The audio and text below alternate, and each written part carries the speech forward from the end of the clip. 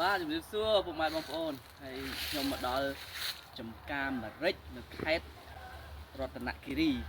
ហើយនេះបងប្អូនអាចចូលមកទស្សនាបាននេះជាផ្លែម្រេចឥឡូវឃើញថាកសិករយើងគាត់ចិត្តប្រមូលផលហើយបងប្អូនអាចទស្សនាមើលទៅខាងនោះ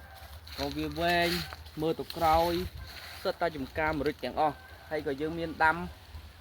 ធូរ៉េនហ្នឹងក៏មានប្រហែលជា100ដើមដែរអញ្ចឹងអ្វីដែលខ្ញុំចង់បង្ហាញថ្ងៃនេះគឺម្រេចទៀតយើងប្រមូលផលហើយយើងប្រមូលផលទៅដើម្បីយើងយកទៅហាលវាឲ្យស្ងួតយើងនឹងលក់វាក្នុងទីផ្សារក្នុងតម្លៃណាមួយដែលហាងឆេងគេឡើងចុះហើយចំពោះការថែទាំហើយនឹង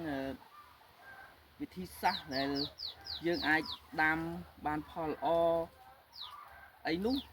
សំខាន់បងប្អូនមកទស្សនាខ្លួនឯងផ្ទាល់នឹងជួបជាមួយម្ចាស់ចំការផ្ទាល់បានយើងដឹងថាម្រេចរបស់យើងនេះ